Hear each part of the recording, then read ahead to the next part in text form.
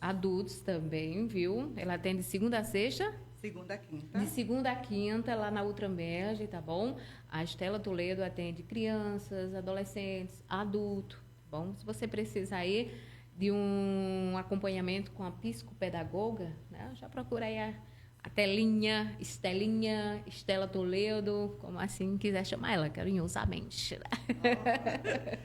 Então vamos lá, telinha, Estela, falando sobre o autismo, né? Na outra vez que a gente teve a entrevista não, o papo, né? A conversa, a gente falou um pouquinho sobre o TEA, né? Que hoje em dia o pessoal fala assim que está na moda. Ah, hoje está na moda ser autista. Ah, meu Deus. Queria a gente ser. Foi só uma moda, né? Depois a moda passa. Mas não passa. Mas Não é não isso? passa. Então vamos lá. Vamos falar hoje, aprofundar no tema o transtorno do espectro autista. Isso TEA, aí. né? É isso Fique à aí. vontade. Pois bem, Helene e ouvintes, o autismo muito se fala, né? Por aí, falando que é a moda, que a criança adquire depois e que com o passar do tempo aquilo vai Aquilo passa, passar né? Ou seja, toma o medicamento e depois passa, né? de forma alguma, certo? O autismo, ele não é essa doença. Ele não é uma doença, ele não é a modinha, mas ele é um sintoma. Ele é uma dor presente, certo? Porque essa dor não só acomete essa criança que vem trazendo transtorno, mas essa dor acomete a família quando a família ela não está preparada para receber o diagnóstico. Tá? Então, isso é que deixa as famílias, muitas das vezes, não procurar ajuda, não procurar ter um conhecimento a mais sobre o espectro autista. Por essa razão, o que é que a gente diz, resumindo? Que o autismo, né, e o TEA, que é o transtorno do espectro autista, ele é um transtorno. Por quê? Essa criança, esse transtorno, ele já é comprovado, né, que geneticamente ele vem do gene, tá? Então, ele vai ter influência genética e influência do meio. Ou seja, ele já nasce com aquilo, né? Já nasce com aquilo. Então, ele é um transtorno que ele causa prejuízo à vida dessa criança. E quanto mais cedo essa criança ela é diagnosticada, mais cedo os resultados a gente vê na frente, certo? Aí a gente pergunta, mas se eu começar cedo com o tratamento do autismo, e essa criança ela vai ficar boa? Ela vai minimizar o prejuízo que ela vai ter, tanto na parte social, na parte comportamental dela, certo? Porque quando ela vem fazendo as terapias, tá, acompanhada pelos profissionais que são adequados para aquele momento, para aquela ajuda dessa criança, tá, e da família também. Porque quando a gente vai trabalhar com a criança, a gente automaticamente trabalha com a família. Por quê? Se a gente, como eu falei na outra vez que eu estive aqui, existe esse tripé. Então, a gente tem que estar alinhado, a família tem que estar alinhada, a família tem que entender o que é o transtorno, porque o que é que pode se fazer em ajudar essa criança em casa, porque não é só terapia. Ah, ele foi para a terapia, pronto, saiu da terapia, acabou. Não, a continuidade é em casa. A família tem que entender, tem que ajudar. Né? E o que é que eu vejo, Lene? Que assim, chega as mães, né, no consultório, e geralmente são pouquíssimos e raros os pais que vão, os homens que vão acompanhando essa mulher. Certo? Porque a mulher, ela já vem carregando essa dor, ela vem trazendo uma angústia com ela. Tá? Ah, é meu filho, porque meu filho ele vai ser diferente. Ele não vai ser diferente. Ele tem um prejuízo nessa parte social dele, na parte comportamental, Mas quando for trabalhado e sair nas terapias, ele vai minimizando. E a família vai ajudando, a escola vai ajudando. Então, os outros profissionais vão estar ali acolhendo essa família, É acolhendo uma essa... rede, né? É uma rede. É uma É uma rede rede. ali que tem que ter todo esse apoio, né, para chegar até a criança. Então, a criança, ela não nasce autista, certo? Ela não, assim, ela é autista. Nasce com os genes, né? Nasce com gene. Não é porque ela quis adquirir, ela nasce com aquele gene. Certo? E aí a família pergunta, mas por que só comigo, que acontece comigo? Por que meu filho é autista e o filho de fulano não é? Se eu vejo que no filho do outro, né, do vizinho, ele tem algumas características aí, mas ele não foi diagnosticado com autismo. Sim, o que a gente tem que pensar é o quê? Eu tenho que cuidar do meu, né? Ver o meu filho, ver como é que ele está se comportando, se ele se socializa, se essa socialização dele está comprometida, se essa fala do meu filho é comprometida, que movimentos estereotipados meu filho faz, que eu observo. Então, são várias questões. Então, eu tenho que me preocupar com o meu filho, não com o filho do outro. A característica que um vai ter, o outro não vai ter. E como eu falei, comparações. Chega gente no consultório e diz, mas o meu filho, eu tenho outro filho que não tem isso. Por quê? Então, porque o fulano ele é mais inteligente do que o outro. Há comparações. Não se deve fazer essas comparações. Né? Como eu falei antes, todo ser humano é único. Certo? Tem sua hora, né? Tem sua hora. E aí, dentro do transtorno, essa criança, quando ela não tem o transtorno do espectro autista, ela tem essa criança funcional, que a gente chama de criança típica, que desenvolve normalmente dentro dos marcos do desenvolvimento infantil. Tá? Então, essa criança, se você observa desde bebê, que o bebê, quando a mãe vai amamentar, o bebê, ele consegue, assim, olhar para a face da mãe. Mesmo que naquele momento, como o bebê, com poucos dias de vida, ele não esteja enxergando, mas ele tem aquele olhar que busca aquela face. Tá? E quando a criança, ela não consegue, você vai observando o teu bebê, tá? Na fase amamentar, se seu bebê não olha para você, não consegue ter esse olhar, tá, predominante, então a gente já fica de alerta. Em alerta, né? Em Vamos ver, tem alerta. alguma Vamos coisa, ver né? se tem. O que é por quê? Porque vamos ver esse desenvolvimento dele depois. Tá? Como é que ele vai, se ele, com o passar dos meses, ele vai conseguir dando respostas dentro dos marcos do desenvolvimento infantil. E quando a criança tem, você vai observando que dentro do espectro autístico, eu estou fazendo um geralzão, tá? Dentro dessas características que a criança tem, movimentos repetitivos, tá? Movimentos estereotipados, movimentos ritualísticos. Então, a gente vai observando, tá? A minha criança, ela tem uma fala comprometida, ela não consegue ter aquela fala, assim, que a criança com um aninho, ela já pode falar assim, mamãe, papá, rapidinho, vai apontar, tá? Ela vai aponta água, você não sabe falar água, faz dá, aí vai apontando. Então, você vai observando que essa criança, ela está tendo, assim, ela vai apontando o que ela quer. A criança, muitas vezes, quando a gente fala que ela é uma criança não verbal não quer dizer que ela, assim, ela não fala, é uma criança muda. Que muda. Não. O não verbal é essa criança que ela não consegue ainda apontar, mas ela puxa o adulto e leva até aquele local que ela quer, né? O que ela quer. Ela vai carregando aquele adulto, certo? E com aquela dificuldade. E quando essa criança, ela tem um diagnóstico precoce, né? Tem que ter essa precocidade. Então, essa criança, ela consegue se desenvolver. Por quê? Quando você vai fazendo as terapias devidas, certo? Os acompanhamentos com fono, se for necessário, com a TO, se for No caso desse necessário. aí do não verbal, né? Não, verbal e verbal também. E o verbal também, né?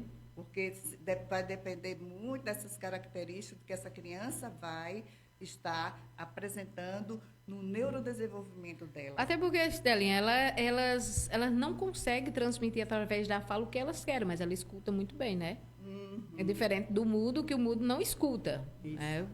Então, Ela escuta. E tem também as crianças, quando, como você falou, ela escuta, tem aquela parte mais auditivo dela, é mais aguçado. Tá? Então, ela consegue interpretar, entender aquilo que você está falando, se dirigindo a ela. Então, o transtorno do espectro autista, eu acho assim, eu estou estudando a profundo ele agora, né? Muito mais, e eu acho é muito bonito de você estudar e você compreender, certo? E você ver que essa criança, quando ela chega no consultório, que ela chega com toda, assim, vou dizer, com o neurodesenvolvimento dela acanhado, não dá qualquer desenvolvimento dentro do que a gente almeja, que a família também almeja. E quando você começa a fazer as terapias que essa criança vai buscando ali, se autorregulando, você vai mostrando a ela, você vai trabalhando dentro, que depois, em outro momento, eu falo da ciência ABA, tá?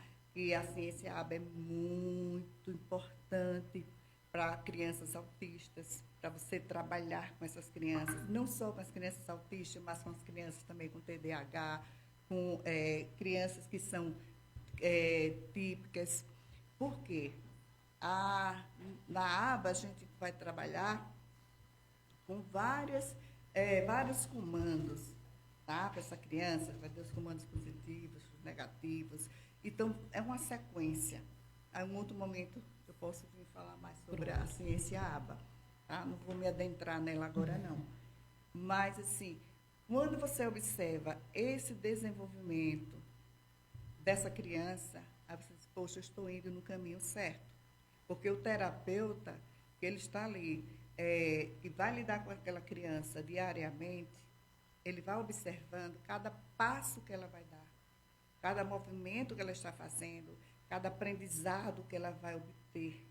Então, quando você vai observando essa linha do tempo dessa criança, de como ela chegou, para como ela está se desenvolvendo, é impressionante. Muitas vezes, a família quer algo imediato. E a gente diz o seguinte, o imediatismo não leva a nada. Então, a gente tem que plantar e semear aquela semente. Tá? Então, aquela criança, a gente vai ali, modular essa criança. Então, aos poucos, a gente vai lapidando. Tem que ter paciência, né? Tem que ter a paciência. Muita. Muita paciência. E a mãe neurotípica, ela sofre muito com isso, porque praticamente ela está só. Ela é só para tudo. Ela é só para cuidar da casa, ela é só para dar conta do menino que tem um transtorno, de outros filhos presentes. Só para levar para a terapia, só para levar para o médico. Sei isso. Bem como é isso. Pois é. E isso aí cansa. E essa mãe precisa ser cuidada. A mãe precisa ter esse cuidado com a mente dela, cuidado com o eu dela, porque se a mãe não estiver bem, ela não consegue dar conta daquela demanda. Então, ela vai ter o quê? Desenvolver uma ansiedade, vai desenvolver uma depressão. Né? É porque você fica com aquilo na cabeça, né? Como o Estélio falou, né? Por que meu filho nasceu desse jeito? O porquê? Tudo que eu faço parece que é inútil, né? Porque, como falou aí, que às vezes as mães querem as coisas que aconteçam assim, de um dia para a noite, já se resolvam, mas não é assim.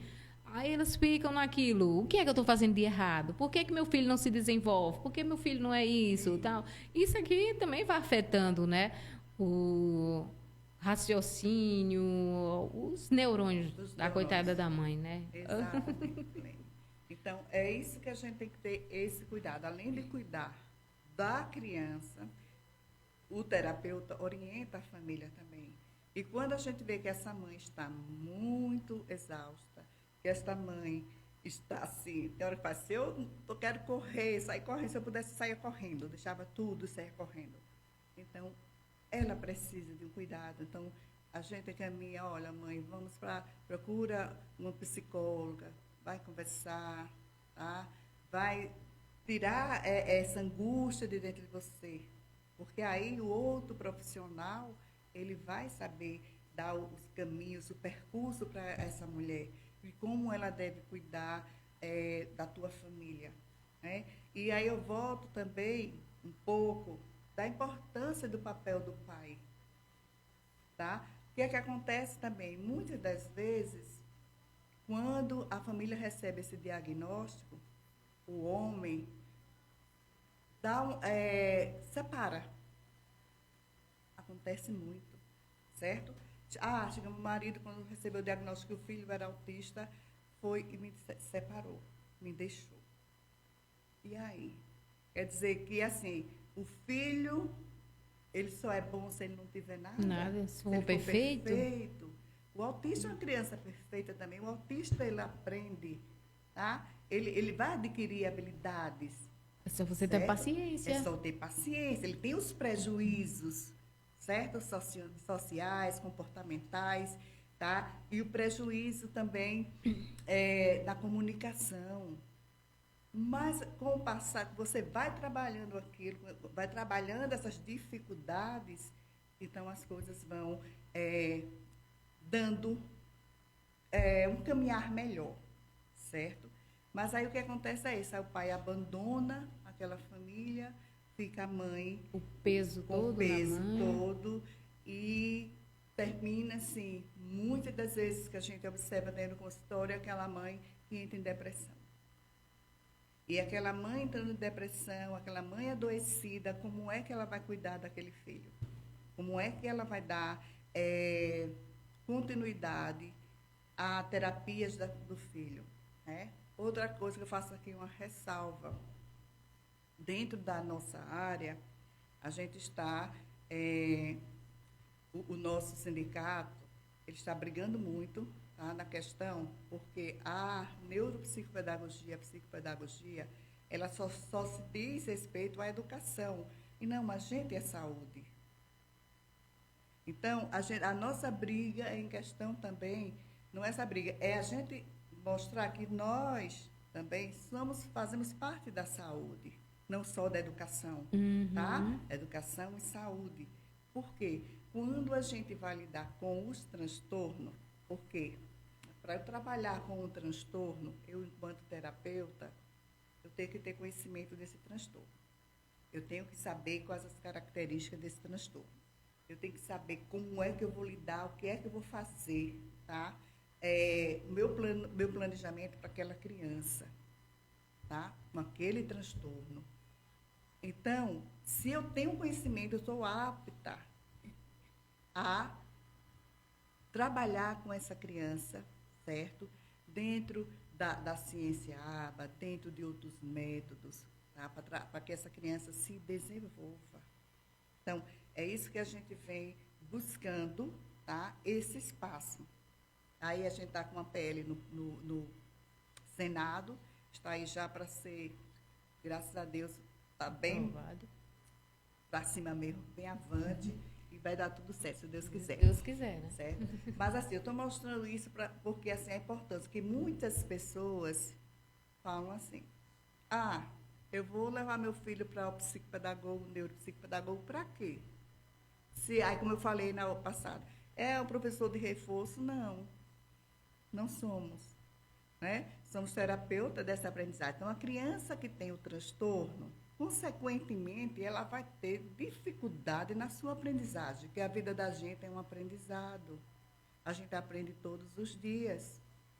Né? Então, se aquele transtorno vai dar essa dificuldade dessa criança aprender, então, o especialista daquela área somos nós.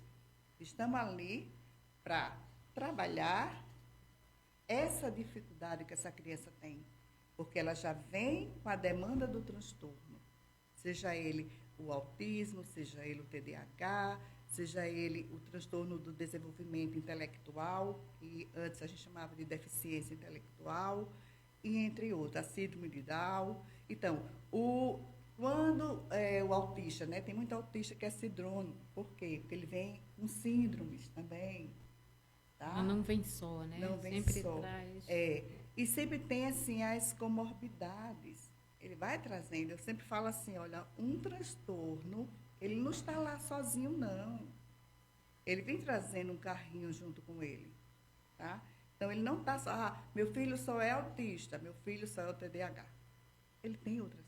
Porque o TDAH tem essa disfunção também comportamental, tá? É a parte comportamental dessa criança ela é desatenta, essa criança é hiperativa. E geralmente, né? assim, o TDAH, ele sempre vem acompanhado com a dislexia, justamente por ele ficar no mundo da lua, né? Não prestar atenção em nada. Então, aí já vem a dislexia, que eles não conseguem aprender, né, no ritmo das outras, né? Exatamente. Então, dentro também do espectro autista, né, a gente vai observando essa criança e a criança tem o suporte, é dividido em níveis. Tá? A gente chama de suporte 1, suporte 2, suporte 3. Antes chamava, é autismo leve, autismo moderado. Tá? Grave. Autismo grave. Só que agora, com o novo DSM-5, né, houve essa mudança, eu já citei na outra live, que agora são suporte, tá? Suporte 1. Não.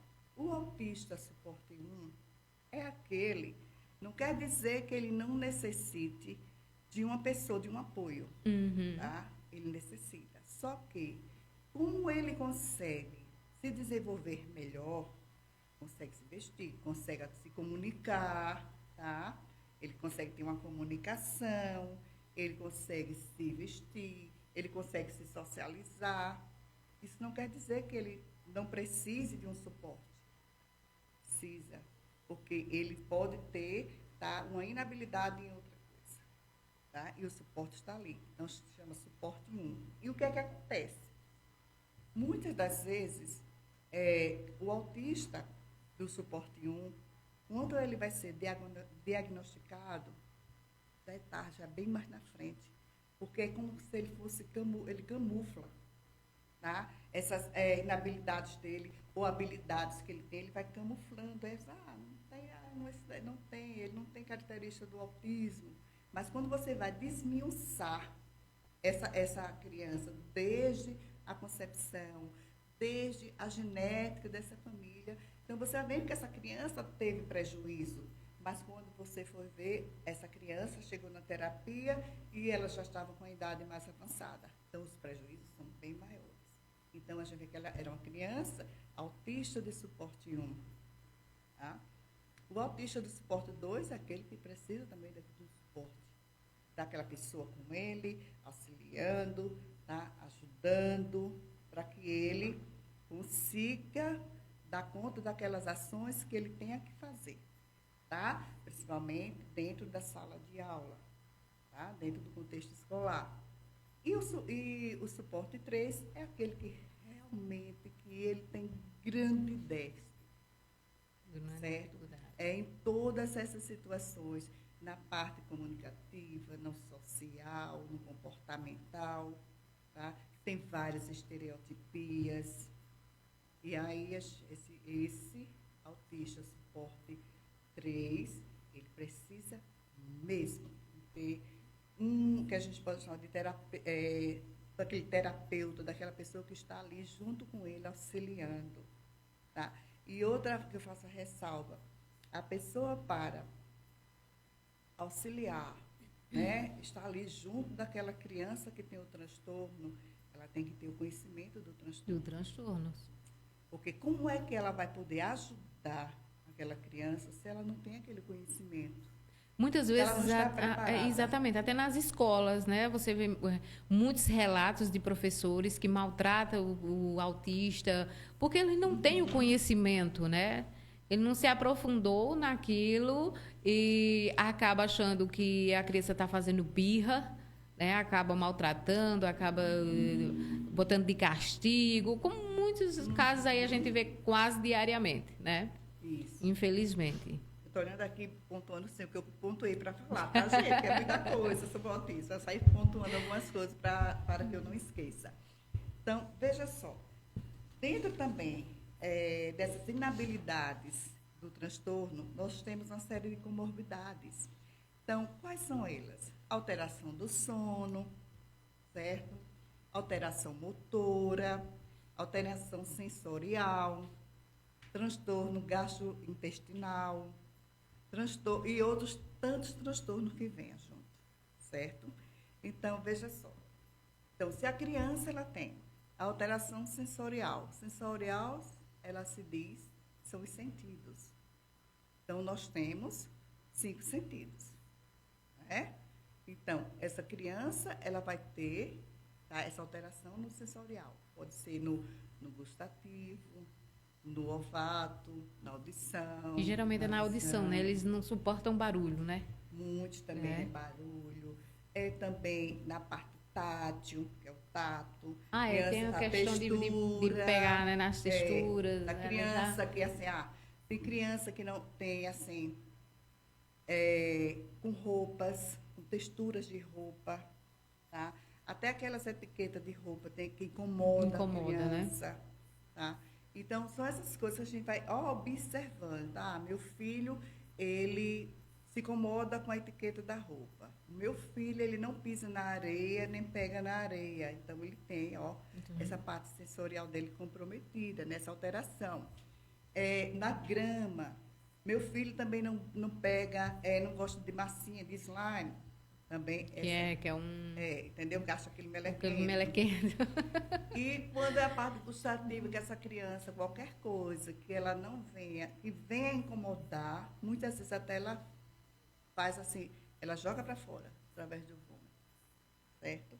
Então, são vários fatores, questões que a gente tem, assim, enquanto mãe, a gente fica observando esse desenvolvimento da nossa criança, certo? Porque muitas vezes nos passa assim, muitas vezes a mãe passa muito disso, passou batido, eu nem percebi, achei que era normal, eu percebi, mas eu digo depois... Ou faz o seguinte, que eu já vi também mãe fazer o seguinte, o filho não quer, eu até vou falar para ela, investiga teu filho para ver se não é autismo. Tipo, não quer certo tipo de comida, eu não quero essa roupa, ela força ele a usar. Mesmo que ele não queira, ele tem que vestir aquela roupa que ele disse que não quer. Não quero essa roupa, mãe.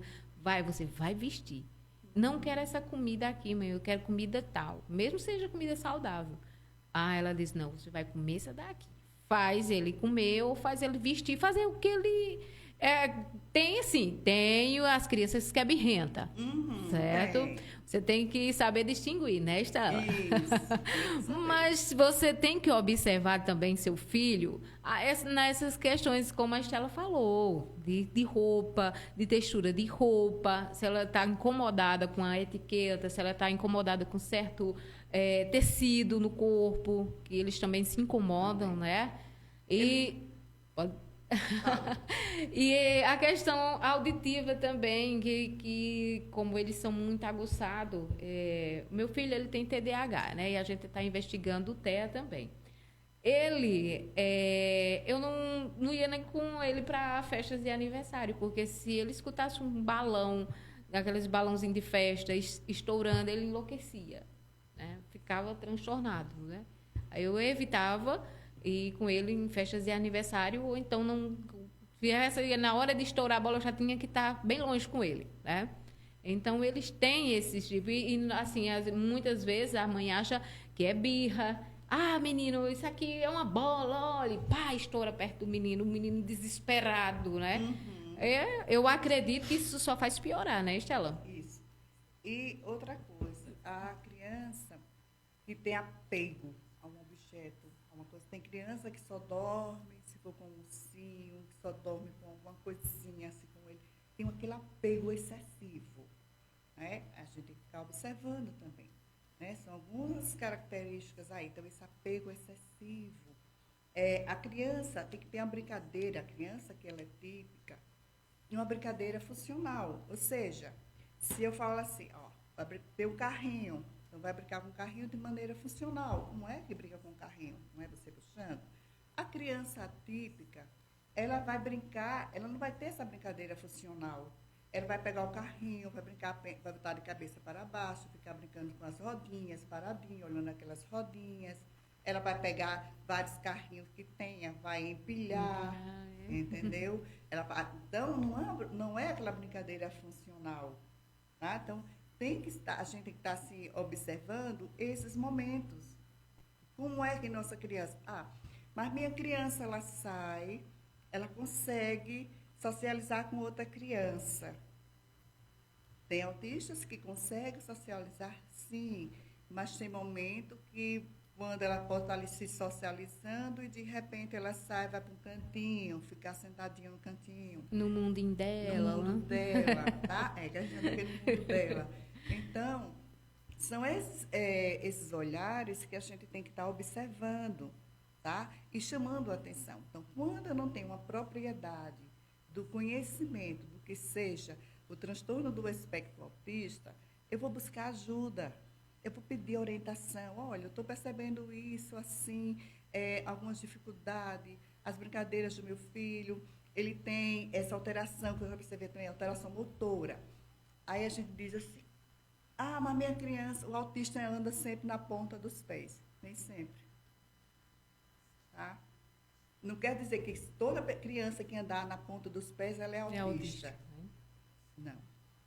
Por que a criança autista, ela anda assim na ponta dos pés? Porque se ela colocar o pé, apoiar no chão, isso do piso ali, aquela textura, ela tem o sensorial, incomoda. Tá?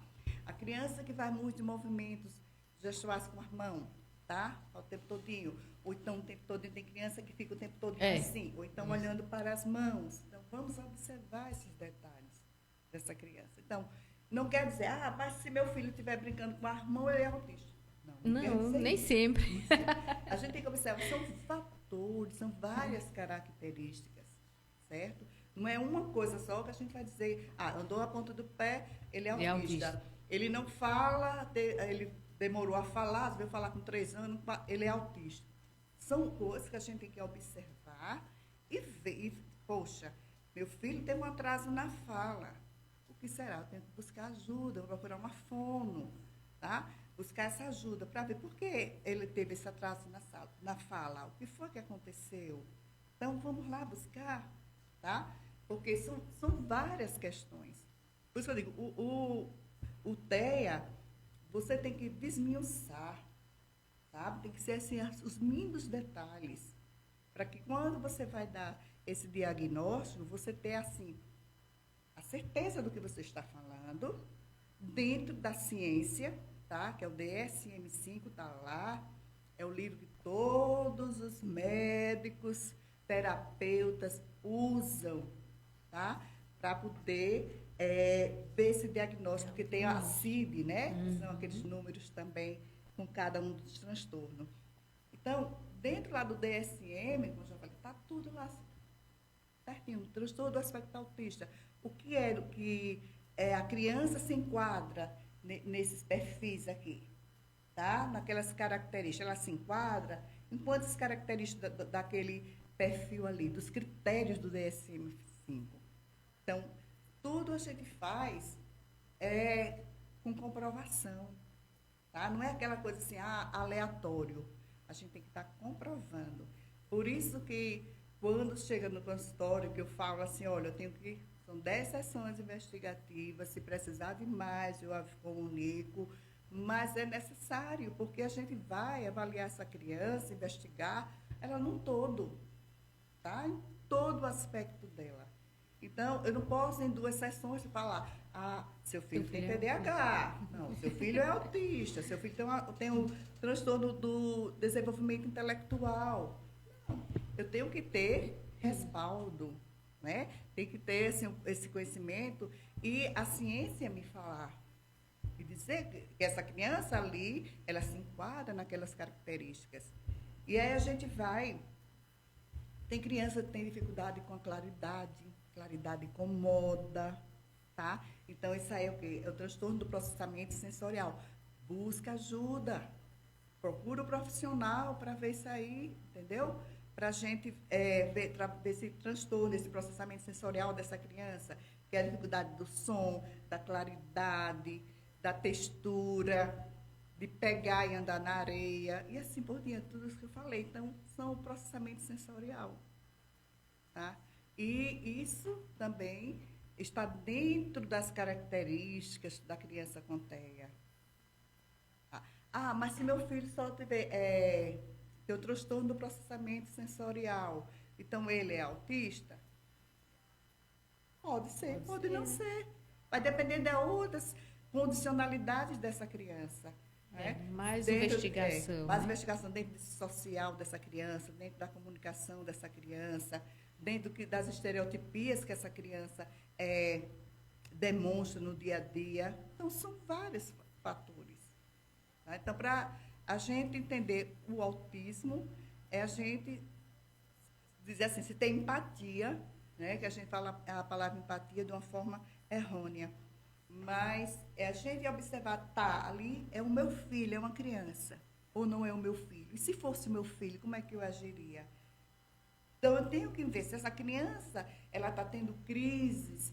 Essa criança é birrenta, essa criança ela é mal educada.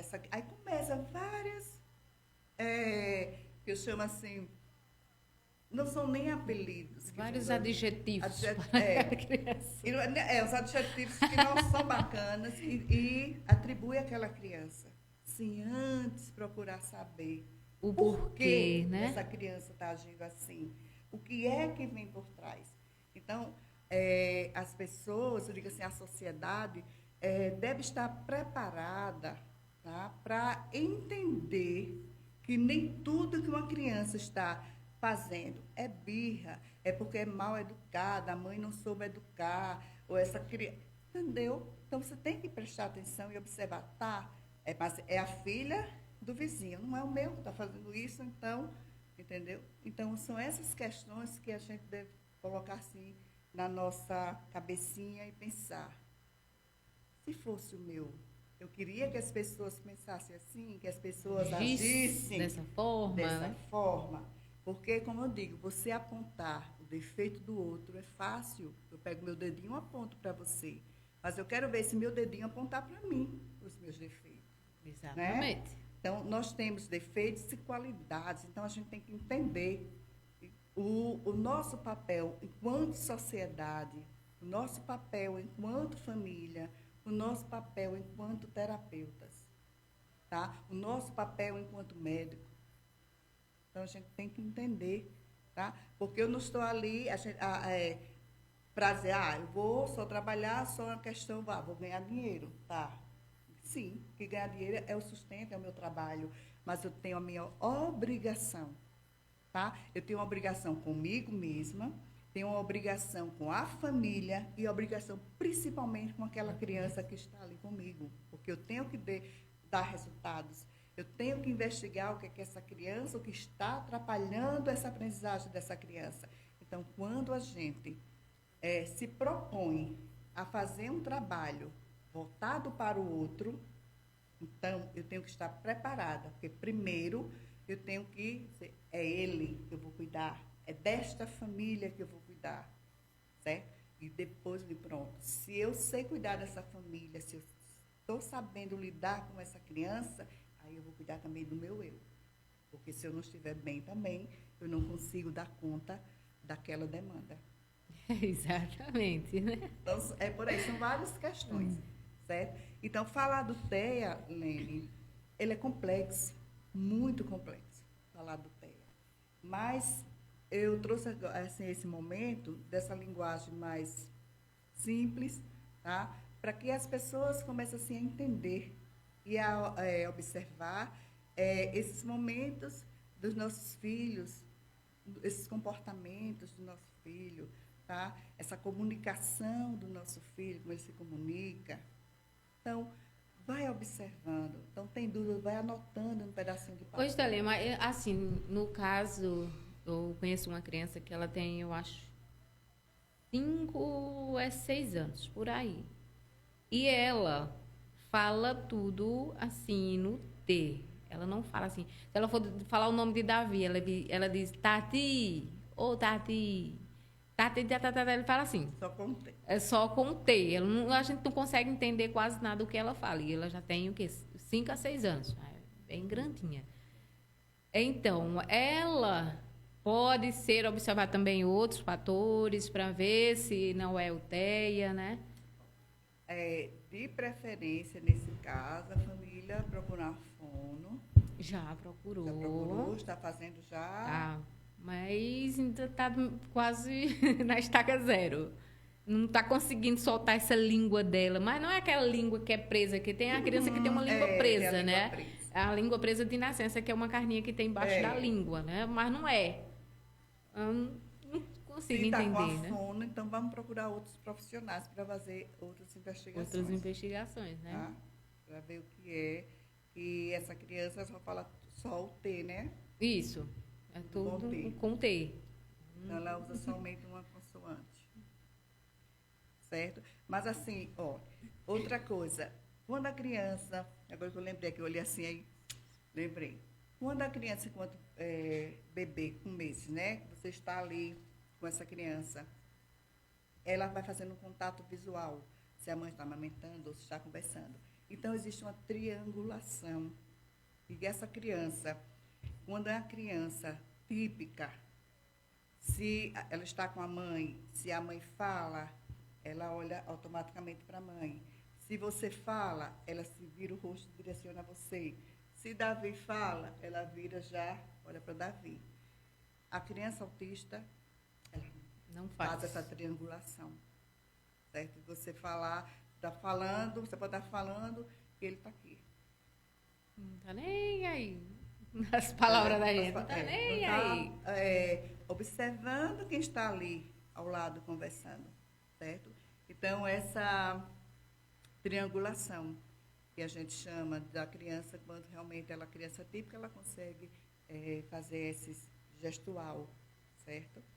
E por isso que a gente diz assim, o autismo, a criança, ela não olha para mim. Muitas vezes eu pergunto, contato visual. Não quer dizer, se ela não olhar é porque ela é autista. Não, nem sempre, tá? Mas como você falou, né? São vários fatores que levam a esse diagnóstico na uteia, né? Nessa tecla aqui. Porque o contato visual, tem criança que ela consegue fixar o teu olhar e depois ela tira o olhar. Tem outra criança que tem mais comprometimento e ela assim não consegue. O tempo todo ela não olha para você, ela vai tirando. Tá? Então, como eu disse, são fatores, são características. E a gente tem que estar observando esses detalhes. Principalmente a mãe que está em casa, o pai que está em casa. Vai observando, vai vendo como está esse desenvolvimento dessa criança.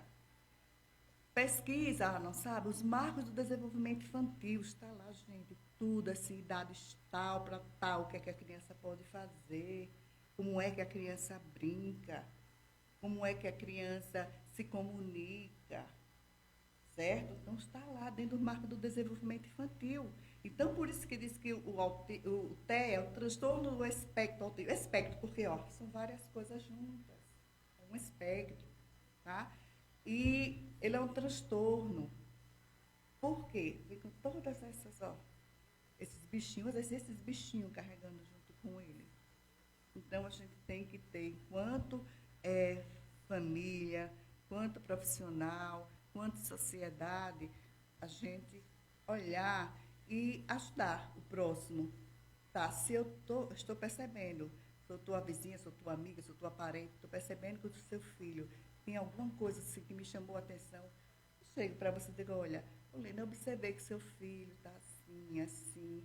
É bom fazer uma observação, uma investigação, tá? Com um jeito, não é você chegar e dizer, seu filho é doente, seu filho é doido, Não. E Estela falou, eu lembrei de um caso, Estela, foi assim, fomos fazer visita em uma casa de uma senhora, digo senhora por respeito, é de uma menina, né? Que o filho dela apresenta, assim, vários aspectos que levam à UTEA, né? Muitos, eu já tinha observado, mas estava esperando a hora certa de falar. Aí eu fui lá fazer essa visita com uma certa pessoa, né? Ela chegou lá, a primeira coisa que ela falou, e falou logo, esse teu filho tem problema, tu sabia, né? Ah, meu Deus do céu. Pra que ela disse isso? Aí eu digo, pronto, agora ela vai ouvir. Aí pronto, aí a mulher destrinchou mesmo. Eu digo, eu sabia, mas eu não ia falar, porque tem que ter o jeito de você falar, né?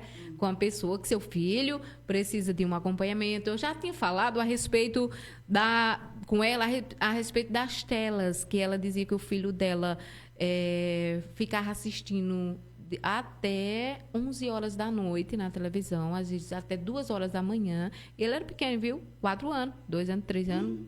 Aí ficava até meia-noite, às vezes dormia 1 hora da manhã, aí se acordava 10, 11 horas, já ia para a televisão. Aí ele não gostava de pessoas perto dele. Quando ele ia para o aniversário, ele entrava em desespero porque não gostava que ninguém chegasse perto dele. Aí eu dizia, fulano, leva teu filho pelo menos para um psicólogo para a gente ver o que é que ele tem, mas assim, devagar, né? Não chegar, teu filho tem problema, tu sabe disso, né? Meu Deus. Outra que você falou, eu lembrei, Lene, da criança também que tem tem um certo desenho e ela fica só vidrada naquele desenho o tempo todo, só quer repetir, só quer assistir aquele desenho, aquele desenho, aquele desenho. Tá? Então tem que observar também. Então ela tem esse apego a esse tipo de desenho. Até alguns bonecos mesmo, desses super-heróis. Tem criança que ela fica só apenas com um boneco, só quer brincar com aqueles. Então, é outro fator que a gente também fica nessas observações, esse apego assim, a essas coisas, né? Então, a criança, a gente, quando dentro das terapias, a gente vai trabalhando para que essa criança ela consiga ser uma criança funcional, ela consiga ir entendendo, tá? Que é que a criança, com 1 ano e 6 meses, a gente já faz o diagnóstico de TEA, tá? 1 ano e 6 meses, você consegue dar esse diagnóstico. Porque a criança pode pegar, assim, nas brincadeiras, a imitação. Eu posso pegar a caneta brincando e fazer de conta que é um telefone. Tranquilo, alô, brincando. Então, eu tenho uma brincadeira funcional. Certo? Eu posso saber que o controle da televisão, eu posso também fazer um telefone, um celular, está falando? Então, ela tem esse entendimento, tá? Já a criança atípica, ela não tem esse entendimento. Eu posso, das minhas brincadeiras da caneta, eu posso fazer um telefone, do controle, eu posso fazer um telefone, certo? Não tem. Então, são esses momentos que a gente tem que estar sempre observando, tá? Observando, vendo todos eu digo assim, a gente faz uma linha do tempo dessa criança, a gente traça como ele é no dia a dia. E importante, que você falou também na tua fala, gente, rotina é importantíssimo. O sono é importantíssimo. A criança ter o horário para dormir, o horário de acordar. E, principalmente, o uso errôneo das telas. Gente, como eu já falei anteriormente, é um caso, só que a gente fala, e a família diz, não, mas não tenho como fazer, como é que eu vou tirar a tela dessa criança? Se a criança ela já tem um transtorno, ela já tem um prejuízo na vida dela, então ela, quando está com a tela, imagine esse prejuízo triplicado. A gente acha bonzinho porque a criança vai estar aqui fixa, fazendo o que ela quer, um jogo ou assistindo. Está aqui lá. Você morre de falar com ela, ela está aqui. No jogo. Ela nem está dando conta do que está ao teu redor. Mas isso aqui que ela está fazendo, a mente dela, aí eu chamo assim, eu brinco com meus meninos, eu digo, o nosso cérebro tem 2 partes, é o tico e o teco. Então, vamos ter cuidado com o tico e o teco. Vamos cuidar dele. E o uso de telas, ele é muito prejudicial. Muito. Se a mãe bem soubesse, não entregava isso, nem tablet, nem celular à criança. Principalmente a criança na fase infantil, na fase do seu desenvolvimento. Ela está em desenvolvimento, certo? Então, é nesse período que ela está formando, né? É nesse que a personalidade vai formando, ela vai crescendo, vai abstraindo conhecimentos. E quando eu entrego isso aqui, eu estou podando essa criança. Estou podando essa criança de brincar, podando essa criança de ter imaginação, podando essa criança de criar.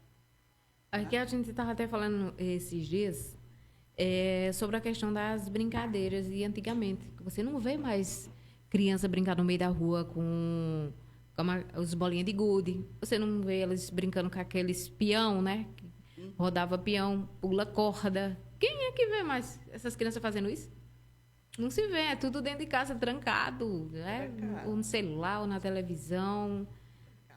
Então, está se perdendo a infância. E daí, quando você vai acordar, se essa criança ela já está trazendo, vem com ela, né? Com um transtorno, e aí ele vai desapontar lá na frente. Aí, muitas vezes, a família fala assim, meu Deus, e agora? O que foi que aconteceu? Onde foi que eu errei? Então, a gente tem que deixar com que nossa criança, ela seja criança, ela viva a vida de criança dela, ela brinque na areia, ela pule corda, bola de gude, futebol. Ela tem que viver. As brincadeiras do pega-pega. Eu tiro isso pelos meus, Estela, porque eu comprei esses dias umas bolas de gude e eles pegaram as bolas de gude. Pra que isso serve, mãe? Vou ensinar você a jogar. Eu tenho o Gabriel vai fazer 12 anos agora, o outro vai fazer 5 anos, né? Com 5 anos eu vi a menina aí dando show, brincando aí de bila. E esses de agora não sabem nem o que é as bolas de gude, nem como é que se brinca, nem nada. Eu digo, meu Deus do céu. Aí pronto, aí tem comprando esses brinquedos para ir inserindo com eles, mostrando. Né? Bola não que eles gostam, né? A gente como fica mais na fazenda, aí lá eles se divertem, né? Então é isso, é deixar a sua criança viver a infância dela. Ela ser criança. Porque com o passar do tempo, quando ela chega na fase da adolescência, e a minha infância, ela tem que ter uma memória afetiva. Onde é que está a memória afetiva dessa criança? Você saber que eu estou na minha adolescência, que meu pai ou minha mãe sentou para brincar comigo. Tá? Então, eu digo assim, porque eu tenho netos, e eu tenho um que vive comigo, então ele chega assim, vó, vamos brincar? Vamos brincar. Então, ele adora brincar de quebra-cabeça. Eu sento para brincar de quebra-cabeça com ele. Jogar bola. Vamos brincar de se esconder, do esconde-esconde. Vamos brincar do esconde-esconde. Vamos contar história. Adora brincar com fantoche. Aí tem hora que ele pega os bonecos dele. Vó, vamos brincar com os nossos bonecos. Você vai ser quem? Bota um monte de boneco, eu não sei nem quem é quem, sabe? Aí eu digo, qual? Me dê qualquer um. Aí ele entrega. Você vai ser esse aqui, um homem de ferro. Eu digo, pronto, eu sou um homem de ferro. Aí ele pega, então a gente começa a contar história assim, com os bonecos, interagindo.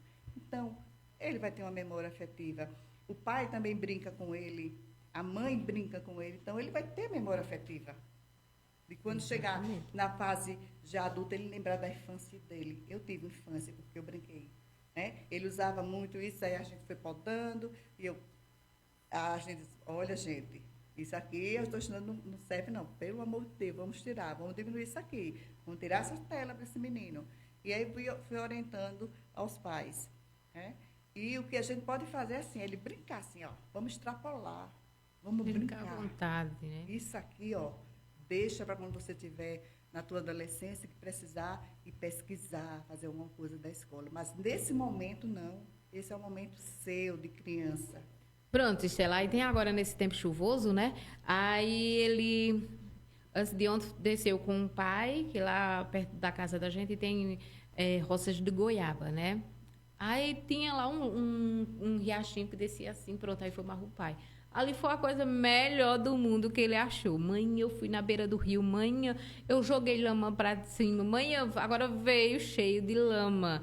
Aí ele disse que entrava dentro da lama lá, era só para dar risada. Que o pé ficava lá dentro, colado. Mãe, meu pé colou lá dentro, tal. Foi a melhor coisa do mundo para ele. Foi visitar esse rio, como ele disse. Fui na beira do rio. Que coisa boa. Né? Ele está vivendo esse momento. Pois é. Curtindo aquilo ali. Então, veja, Não é mais interessante, ele está curtindo a natureza, vivenciando aquilo ali do que ele está em uma tela, Pois é, uma coisa muito bom. superficial. Muito bom, né?